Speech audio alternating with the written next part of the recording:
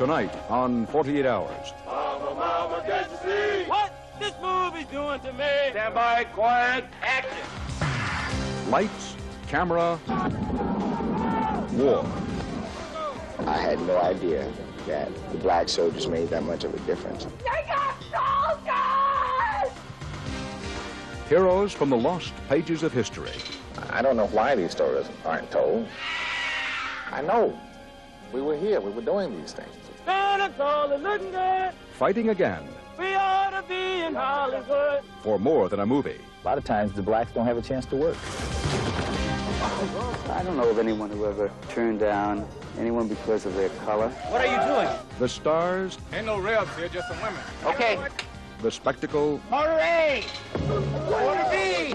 It's getting cloudy. The struggle. Oh, my God. Time is money. That's the bottom line. All right, cut. 48 Hours on the road to glory.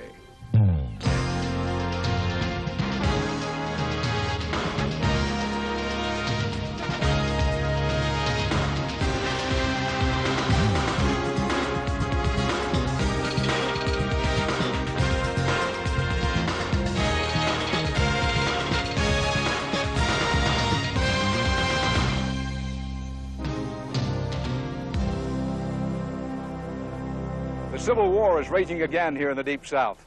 This is Jekyll Island, Georgia, where the movie makers are reliving a forgotten chapter of our nation's bloodiest conflict. The movie is called Glory. It tells the dramatic story of America's first black fighting regiment, and a battle not just for victory, but for respect. But there are modern stories here, too, about the new realities of movie-making fantasies, and about blacks fighting for equality in the movie business. For 48 hours, come along with us to a place where Hollywood and history meet. I think the line is a little bit better. I cannot imagine Boston with slaves. Rather than Stand by, quiet. just a little bit. And this is picture. Please quiet all around. Okay, positions. Hold all the talk. Left, right, left, And left. Director Ed Zwick and producer Freddie Fields have just 2 days to burn down Darien, Georgia. Roll 2 cameras. Heading toward town are the men who will wield the torches. The 54th Regiment from Massachusetts. Your men march handsomely, Colonel. My compliments. thank you, sir. 2 weeks before our 48 hours began, we joined the 54th for their first march into combat. And cut. Cut. Cut. I guess we had a hair in the gate. We have hair in the gate? Oh, my God. Turn around. Back to 1, guys. What we found is that when Hollywood and history come together, the road to glory is not an easy one. Your men march handsomely, Colonel. My compliments. Thank you, sir. Zwick's regular job is on the television series he helped create, 30-something. Dreams of glory have brought him a long way from home. Jay clean this time? Yes, boss. Certainly is. I love filmmaking. I just love it. It's my life, too. Ho, we're down. We're going to do the big scene now. I mean, we'll do it in 8 million little pieces. It'll take us 2 days to shoot it. Let's end the contraband right about here. Oh. All right, right about there is good. Let's see what that looks like. We are okay? liberating the town, and we are liberating the town in the name of the Republic.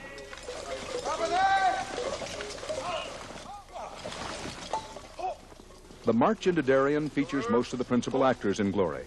Among them is Matthew Broderick as the young Boston Brahmin, Colonel Robert Gould Shaw, who leads the regiment. Morgan. Town's clean, sir. Morgan Freeman plays John Rawlins, the battlefield gravedigger who proves to be one of the bravest men in the 54th. Both must deal with constant distractions in a seemingly endless quest for an actor's victory, the scene that works. Hey, Mark. Quiet. Morgan! Company.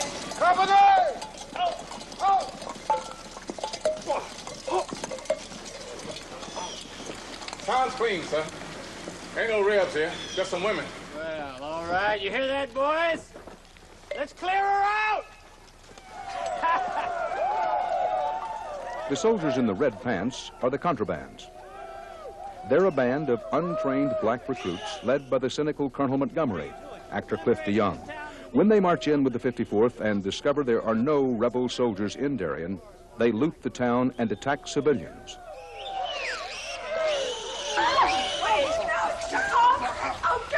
And cut. All right, I'd like to print that. Let's print A and B camera. I'd just like to move B camera a little bit over here with 100 millimeter if I could. But in the making of glory, it often seems the real enemy isn't a rebel or a contraband, it's logistics. During our 48 hours, we found Director Zwick lining up for some nighttime rations along with his troops. Does this scare you? I mean, thousands of people, millions of dollars. The presumptuousness? The audacity of doing of this whole thing? Absolutely. To recreate an entire world, particularly into the world of 125 years ago, at this scale, it's completely daunting. Daunting as well is the expense. Producer Freddie Fields must control it. In round figures, what will this picture cost? How round? Well, I'm trying not to embarrass you. No, I'm not embarrassed. It's an expensive film, but it's a film that should cost twice as much, frankly. In my opinion, I don't think anyone really could do this film for a little more than double what we've done it for, which is about $18 million. What about the fear that the audience won't respond? Did you pour your heart and your money into it and the audience doesn't? Yeah, I try to blank that out because that's the worst nightmare. It's worse than fear. Hold that one. Back at the Darien march sequence, Mother Nature and modern transportation are slowing production and fraying nerves. That's where you got about 10 minutes. This is before what? Before you get before that cloud. That's a disaster. How, guys, are we close? Skip? I want to go right away if we can. Stand by. Here we go. Please, quiet. And roll two cameras. Incoming plane. Quiet. We have a plane. Okay, hold for the plane. Adding to the tension, the dramatic content of the scenes. Cast and crew must deal with lines that are blatantly racist, all the more painful because they come from the pages of history. They're like children. They're like what are they? Little children, for God's sake. They're just like children, for God's sake. They're like little monkey children. You just got to know how to handle them. Historically, I know we were here, we were doing these things. We were busy being Americans. I don't know why these stories aren't told. March! I want to say all my life, but I mean all my professional life. I wanted to do films that would sort of go back and get some of those stories that were done when I was busy going to the movies every day and not seeing me. I think everybody wants to show, you know, Northerners who were racist, Southerners who were, Southerners who weren't, Northerners who weren't, and just all the different. Nobody wants to pretend it was something it wasn't. That's the big fear. The musket moss, Colonel, never shoot him. Shoot now. Stand by. I don't try to say it without sounding like Stephen Fetcher. Nigger soldiers! Nigger soldiers! Hey, boy. There have been moments on the set in which you can see in people's faces the reckoning with some of those images. Someone saying the word nigger. Someone. I mean, any of the things that this film deals with, and one can't help but be made in awe of some of the reverberations that we're stirring up. Nigger soldiers! Nigger soldiers! It's day 2 of the Darien sequence, and once again, it's just a movie.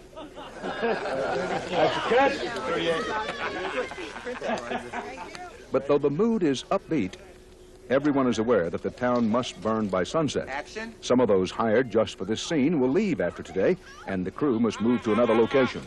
That's enough of that. Hey, boy. I say take your hands off the white lady. Sorry, Cliff. Another Cut for the plane. Roll two cameras.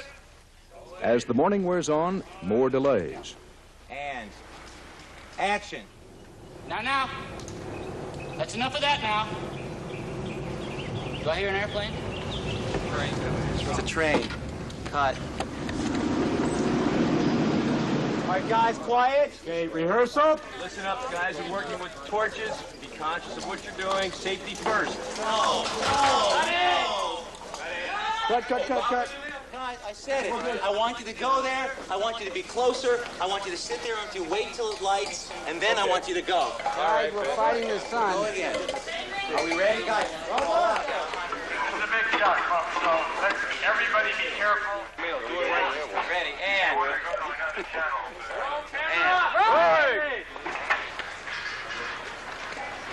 Action. Action.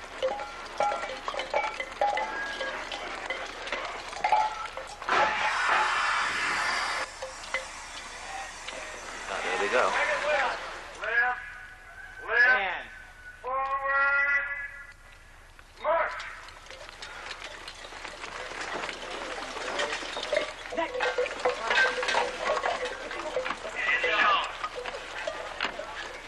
Nigger soldiers!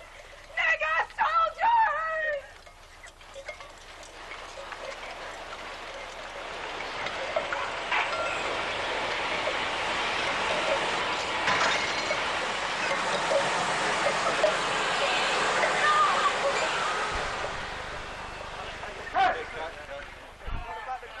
For the cast and crew of Glory, it's a good old-fashioned Hollywood ending. Boys and girls, that's a wrap. But in show business, every success has a sequel. 6 a.m. on Monday. Matt.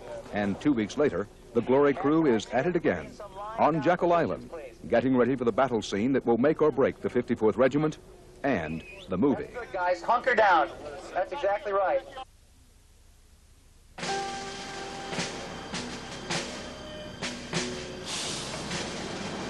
Yeah, this is A Company that's just arrived here. Hey, here we go.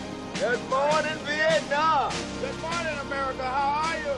Each day as I come here, I carry in my head on the set, you know, just what this private that I'm portraying might have been going through. It's an old Hollywood storyline. I never knew there was a 54th Regiment, a black regiment that fought in the Civil War. Take an unlikely group of guys nobody believes can get it together. And play right here. Challenge their pride. We just took them from the streets in civilian clothes and started marching them. And just before the closing credits, Okay, not bad. they become heroes. Forward, forward. Mama, mama, can't you see? Mama, mama, can't you see? What this movie's doing to me? What this movie's doing to me? In a way, it's the plot of the film Glory. And in a way, it's the real-life story of the men of Company A.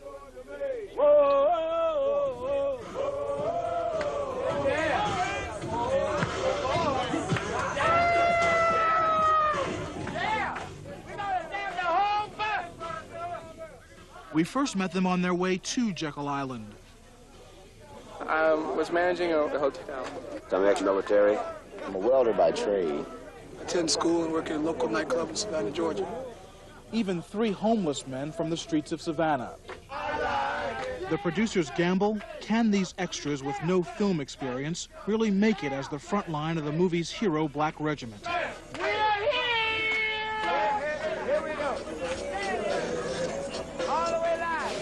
Let me tell you something, man. This is my first time being in the movies, right? First time being in a movie? First time. Don't worry about it, man. I'm gonna try to make it the best time I ever had in my life, man. Playing Civil War soldiers is one thing. All right, look here. Don't no one mess with the tongue over here. They must be damn crazy. But few of these city guys expected to live like them. I'm gonna enjoy it. As long as the snakes don't come in. Snakes come in, I go out. These are not happy campers. I ain't staying in no damn tent. All right, loosen up. Eddie. Loosen up. It's cooperate and graduate, gentlemen. Matt Merdzak helped train Company A. Sometimes these guys can make me just proud enough that, you know, I can pop my buttons off. And other times I get a little upset with them. This is 1989. Living in the city all my life. This is not going to hit it. I have adventurous spirit, but this is ridiculous. Glad to be a part of it, but I'll sure be glad when it's over.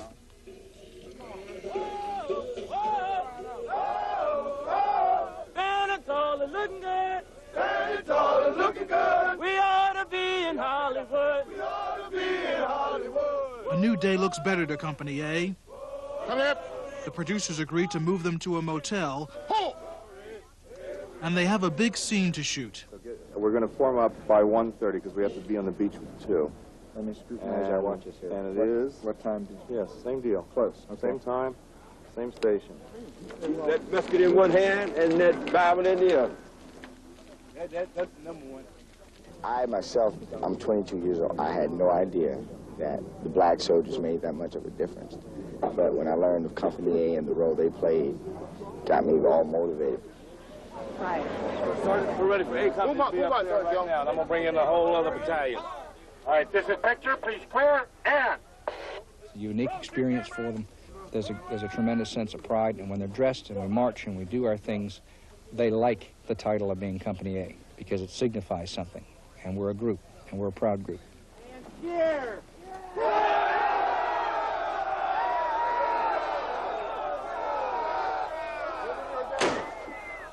A lot of people say that A Company is the 54th Regiment. It's just like it. What do you think they were really feeling when they were in battle? They were doing it for, not just for the country, but for the freedom of black people. That's what they were doing it for. And to be a part of black history, not having much of it when I was coming up, it's an honor. This day, despite the weather, there are no complaints from Company A. We've been around for generations. We're tough, mentally and physically. They refuse a bus ride back to base camp. Do it with pride and do it right. They'll march as a unit instead.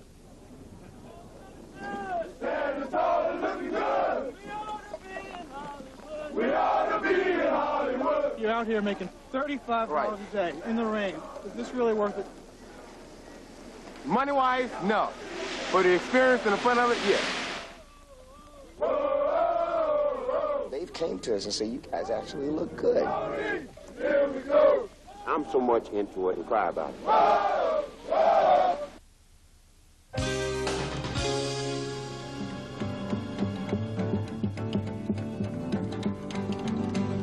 Yes, we'll rally round the flag, boys, we'll rally once again. Shall sing the battle cry of freedom. The 11:30 call for all of the battalions. Tomorrow I want roughly 60 of your guys, the best-looking Confederate infantry you've got, right out of the box at 11:30. And the other 40 go as Union infantry under either you or your adjutant, Joe. However you want to... In this Jekyll Island campground, a small army is massing. They are the reenactors, the men of various make-believe militias, who get the call, then come from across the country to portray soldiers of the Civil War. Why is it the artillerymen are always wandering off? I don't know. The man who gives them their marching orders is Ray Herbeck. I want 40 of your guys that know what they're doing with the big guns, ready at 11:30 in Confederate artillery attire. As a reenactor himself, Herbeck specializes in organizing historical battles for Hollywood productions. What's your biggest problem? My biggest problem is constantly convincing the film company that these guys aren't extras, that they don't have to be herded around like cattle, and to let my officers command them and take care of them according to the whims of the director and the assistant director's staff. What we do as a hobby is recreate the past, and to the point where virtually anybody here could do a first-person impression and talk to you as if he were a person of 125 years ago. His truth goes marching on. So the marching orders for today are what? Okay, today we're going to end up having about 500 Union troops on the beach.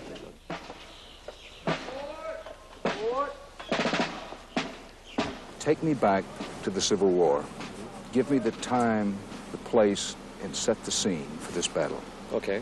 It's July 1863, and the Union Army has decided to take Charleston, and they have to get through this fort to pursue their goal. They sent an expedition, part of which is the 54th Massachusetts, which was the first regiment of free blacks to be enlisted in the Northern Army. The black troops were the first of 8 regiments that went in. The assault hit the fort. They got under those barrels, down into the water of the moat, actually, and they started to climb up. At that point, the Confederates were dropping lit cannonballs. You could light the fuse, right? Down on them like hand grenades. Did the real fort have a real moat? Right. They didn't call it a moat. It was actually called something really romantic. It was called a ditch. But they had a ditch with a palisade, sharpened stakes, again, to slow people down so that you could keep fire coming down on them. Did any of the 54th get this far? Did they get to the ditch? There were actually several hundred that made it this far. That was manned by the 22nd Georgia Heavy Artillery, and they fired 12 canister rounds into the entire regiment as it huddled down here trying to go up there. What a scene. You can't imagine how horrible that must have been. I was involved with the art department on a daily basis, providing them with details on how it was built, how it looked, and what life in a Civil War fort looked like, and this is about as close as you can get to the reality. May we go up and have a look at one of the cannons? Sure. The carriages are all done with the original cast hardware just for each one, like the original, from original forms, down to Army specs. We've rigged them to fire. Really authentic. Absolutely, down to every nut and bolt. Now, honestly, couldn't you have done it cheaper and nobody would know the difference? That's probably true, but we would. You're a good student of history, particularly military history. Any way you look at it, this film, at least to a degree, romanticizes war, glorifies war, even the title, Glory. Well, the title is taken from a spiritual of the period, which, if I can paraphrase it, says, forgiveness abounds only in glory, and may we meet there. So what we're talking about is all the sins of the time and how there can be so much hatred coming out of it, but in glory, with a capital G, there'll be plenty of forgiveness. So we're not glorifying anything here. This is a down and dirty film about the war. They are to fire an infantry volley right after the director calls for mortar B. So that's Herbeck also works as the associate producer on the set of Glory. Before the cameras roll, he has to be sure the right people are in the right place at the right time. The infantry, do you want them to start firing at will? A lot of these guys can't fix their bayonets because they're extras. Okay, slight change. Yeah, there'll be more to cue the volley. All right, guys, listen up. Okay, that's a real one, right? Yeah. See him about a rubber. We're going to move real quick on this because of the light, so get all the infantry in their position. Ready. Bill, you set? All right, we're hot. We're ready. Quiet, we're rolling your house band. Okay. Order A. Order B. Order B. All right, cut. Nothing went off, guys. Fight back. Right back to long, guys. This is Ray. What happened? No cannons fired. Okay, we'll have all the guys reload, and we'll try it again. Order A. Order B. Fire 1. Fire 2. Fire 3. Fire 4. Colony.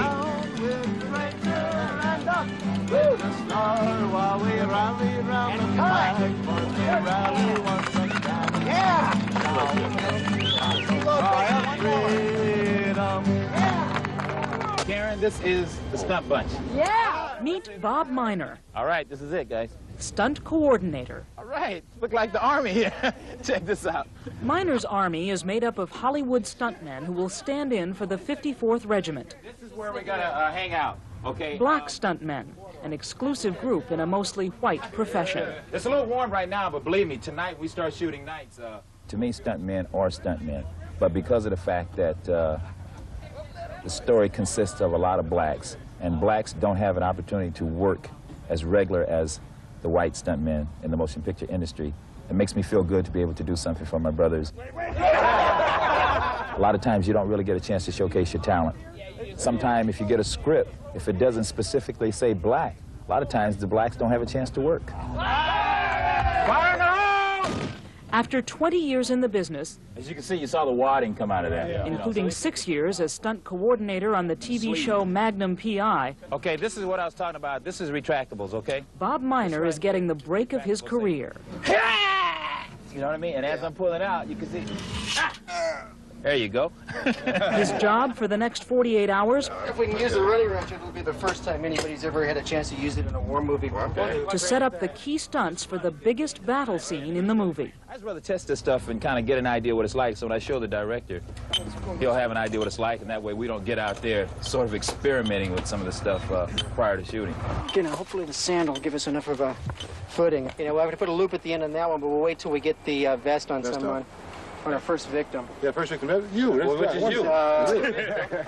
This is a running ratchet here, and as he's running, you see the explosion in front of me, and it just blows you backwards. Oh. Okay, it's too soft in the sand. Yeah, just pull it right out, huh? Oh, that's dangerous. Okay, so let's de-rig this, and we have to go to plan B. I just want to get a little bit more lift on you. It's pulling you back, which is fine. Safety, everything on paper, everything is calculated out. Anytime you want to. And this is the way we keep ourselves alive. And make the film look good. Yeah, it's much better. You feel like one more? Feel one more in you? Yeah, I'm ready.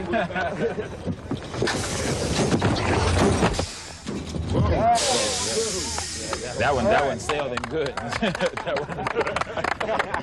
Glory has become almost a mission for many of the black actors and crew members working on the set. A chance to set the historical record straight. And they hope a chance to bring some changes to an industry that still has almost no blacks in positions of power. No major studio executives, no leading producers, almost no black directors. Denzel. Actor Denzel Washington, who turned down requests for an interview, played black activist Stephen Biko in Cry Freedom. Like Glory, a movie about blacks seen through the eyes of a white leading character. Hollywood is Hollywood, number one. And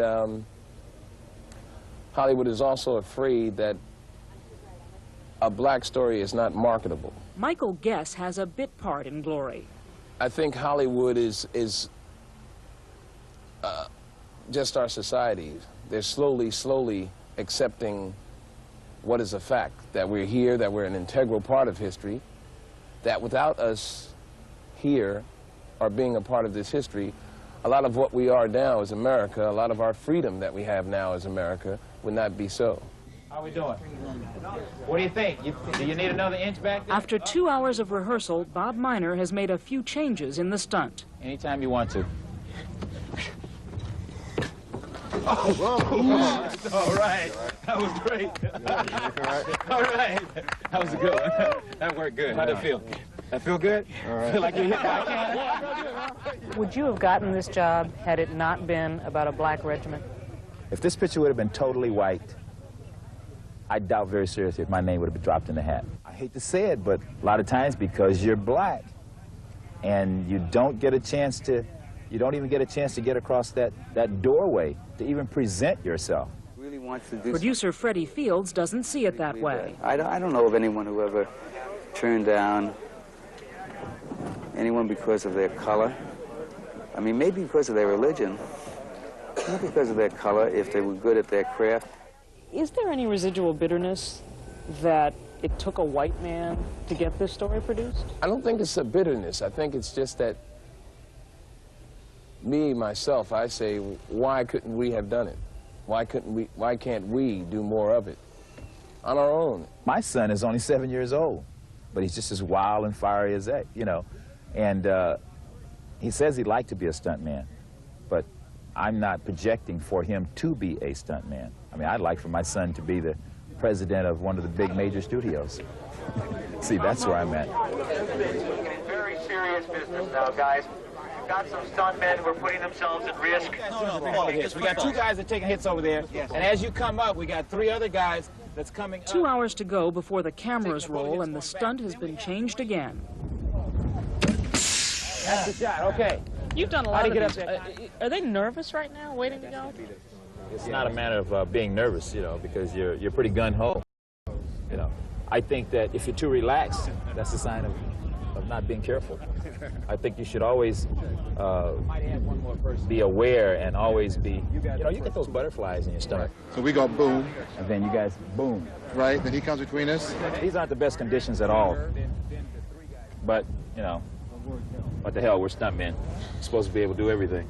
All right, stand by, everyone. Roll 3 cameras. Mark.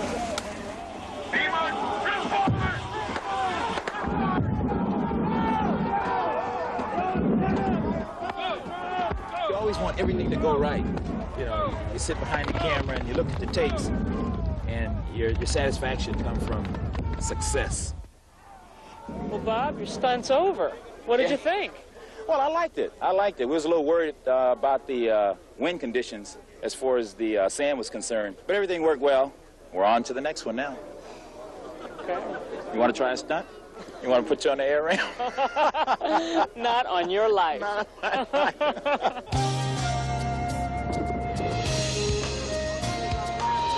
have everybody on the battlefield at 2 o'clock. Morning, man. Morning, sir.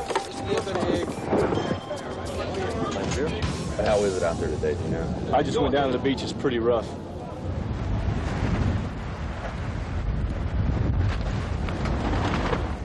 Morning washed over Jekyll Island gray and grim on day 2 of our 48 hours. Just leave the mortars there. Yeah, this is Johnny Griffin. Can we get an updated weather forecast tonight for the next couple of days?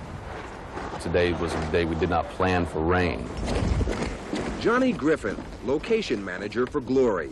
Naturally, we have a cover set we can go to if it does rain, but the cover set involves moving the company. Lead us down by the moving train. Lead us down by the Anytime that we have to move, it costs us time and, again, costs us money. Positions, everyone.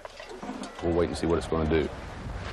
Gentlemen, just before we go, I'm going to let you know that we are going to try and get down the beach after we get a print on this shot, and it's going to mean a quick move for us. On a movie set, time is money. A rain out today could cost the production $150,000 in extra pay, hotel rooms, and equipment rentals. Go ahead. Right away, I've got to be thinking about where we're going to move to, if we move. And then I've got to look at the sky and hope it doesn't rain. Tell them to go over toward the tents, and I'll meet them in about 5 to 10 minutes to show them what we need to set up. Okay. No, we're ready anytime.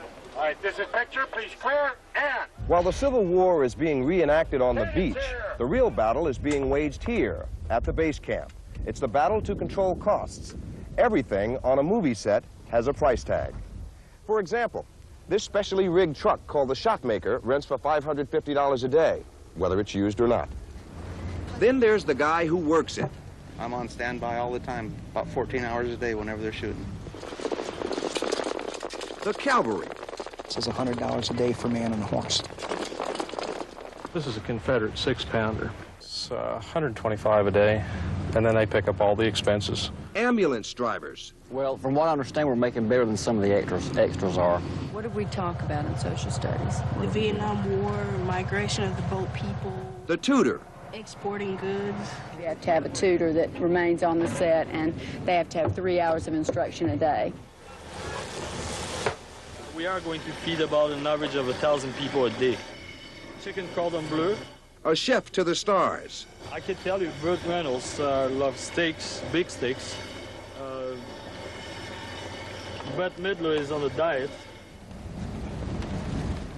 Looks like this is a rain day. And most important of all today, a meteorologist at $40 an hour. I think we're going to have some more showers and things of that nature.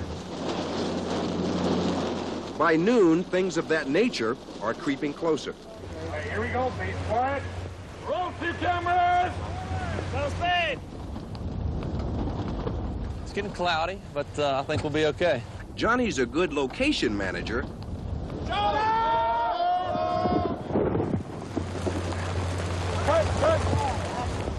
But a lousy weatherman. Pretty fair size.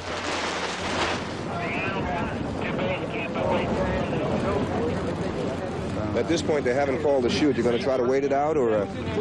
No, I think you're going to try one more take now.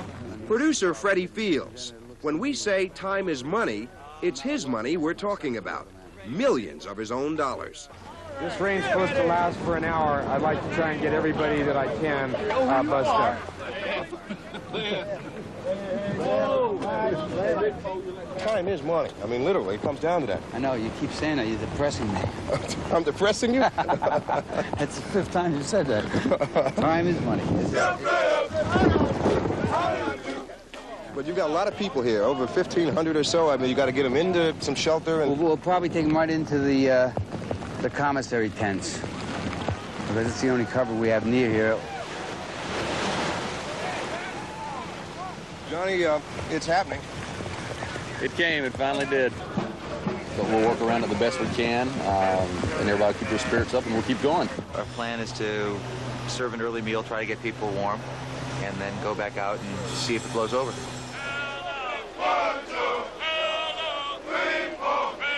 They marched back to the beach later that evening when nature finally smiled on glory.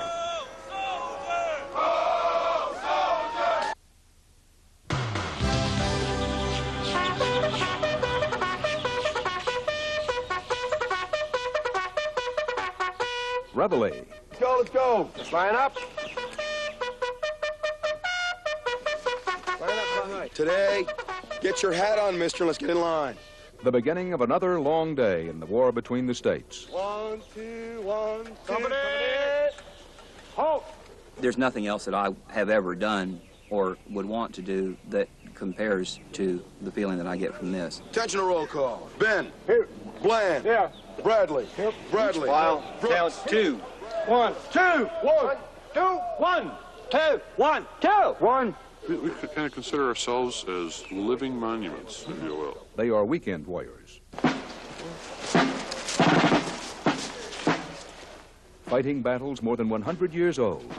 And if a movie company wasn't paying them by the day to be here, they would be doing it somewhere else. Shoulder. Shoulder. Arms. Bifiles left. Bifiles left. Arms. Well, it becomes a lifestyle. It becomes something that really becomes akin, I guess, to an addiction. The minute detail becomes more and more important. Do you want us with frocks or 4 buttons for Union?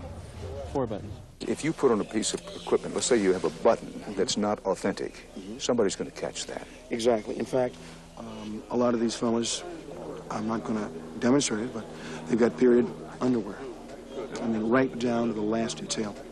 When not working for the National Park Service, Bill Gwaltney leads one of the few all-black reenactor groups. Counter march. Counter march. Bifile left. Bifile left. March. Use your pinky to drive it down. You got a loaded gun now. Okay, use your pinky. Use your little finger. Use your little finger. You got a loaded gun that'll go off right on you and blow your hand off.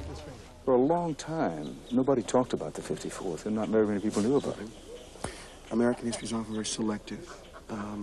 What ends up in magazines, newspapers, movies, even school textbooks was for many years sort of edited by omission. The past for black Americans is often very painful, but this is a very, very proud aspect of black American history. The 54th Massachusetts was only one of 120 regiments of black soldiers. I don't think most people know that. No, there's over 200,000, nearly, black soldiers fought in the Civil War. 32,000 died. Counter march. Bifiles left. Counter march. Bifiles left. But the black reenactors are not the only ones marching backwards in time.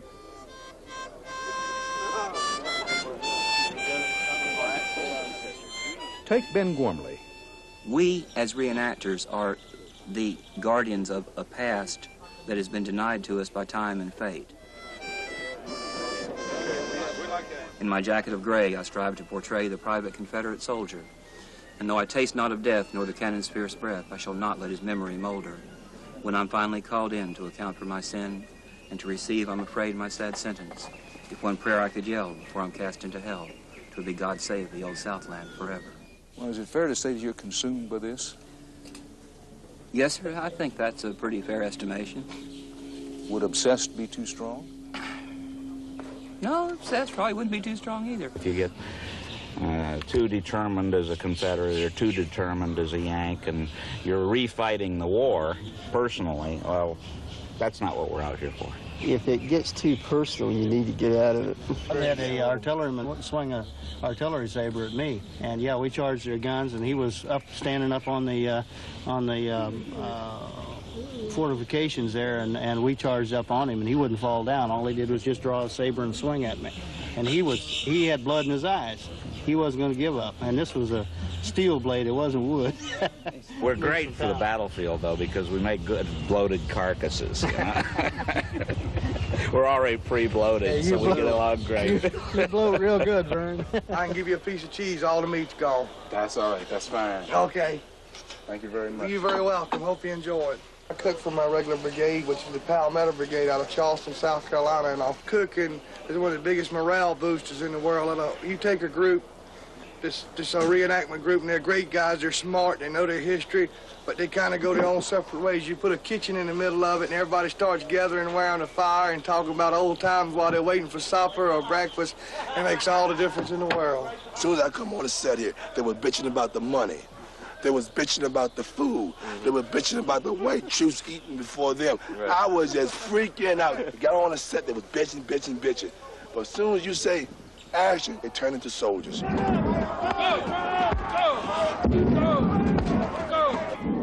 We have an old saying in reenactments, the ghosts come out of the ground.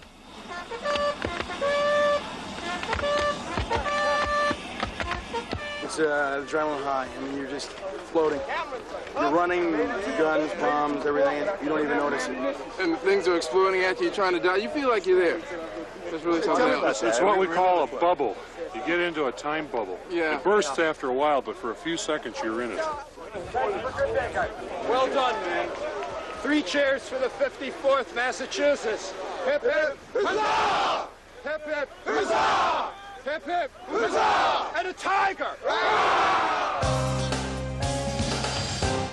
We don't want to give away the ending of Glory, but black soldiers continued covering themselves with glory right through to the end of the war. Now, 125 years later, some of the members of those first black regiments are being remembered. This Memorial Day, 19 of them, whose bodies were recently discovered on another island battlefield, will be buried at Beaufort National Cemetery, South Carolina. From the windswept set of Glory, I'm Dan Rather. Until next time, that's 48 hours.